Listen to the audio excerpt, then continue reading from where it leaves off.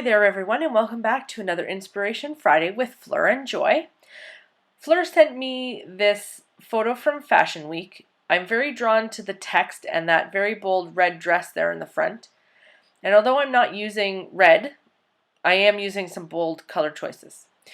This is an art journal I've been working in. It doesn't have very many pages in it yet. It's just a moleskin book with blank paper inside. I believe it's mixed media paper.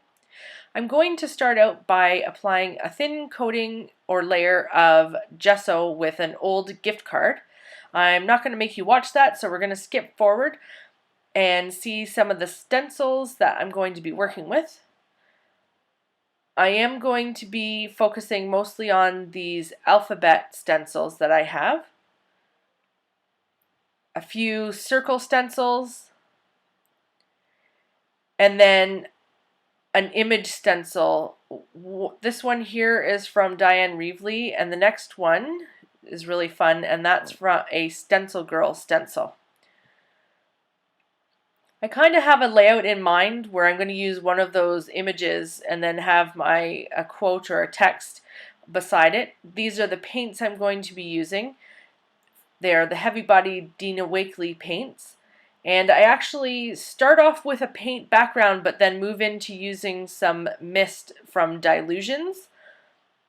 And I actually keep the background pretty simple on this one.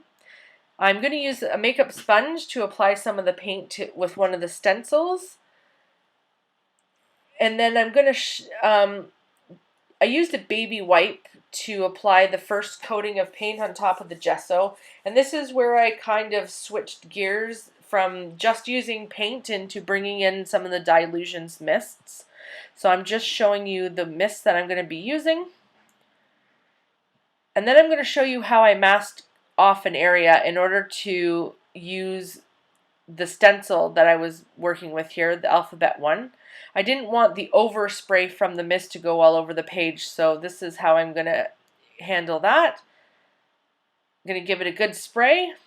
And then I'm going to dry it with my heat tool. And one thing with the white Dylusions spray and the Dylusions color in general, they are very pigmented, and so the white always ends up absorbing the color that is below it. And because these always reactivate with any type of liquid, it always picks up the color from behind.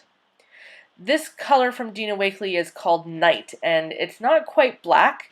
It's a little on the blue side, but it is a dark color, and this is turned into one of my very favorite paints to use. I think I'm going to use the Stencil Girl stencil for this page.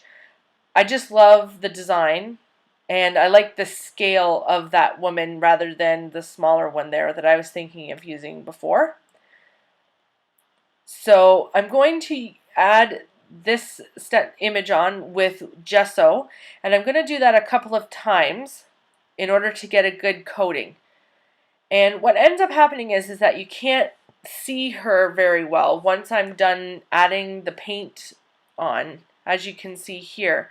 So I'm going to grab some pens, a Sharpie and a ballpoint pen, and I'm going to go over the white paint with the pens in a very sketchy way.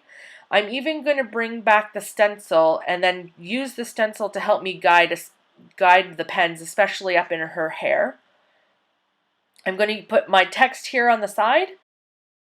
Now, off camera, I did hand cut the sentiment here from black cardstock and then adhered it to the page with some perfect paper adhesive. And I also added a thin coat of white paint to the image in order to have it pop out from the background a little bit more.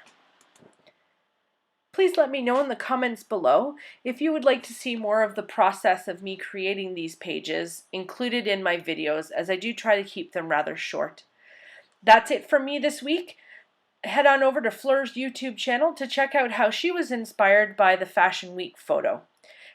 Thank you so much for watching. Take care, and I'll see you next time.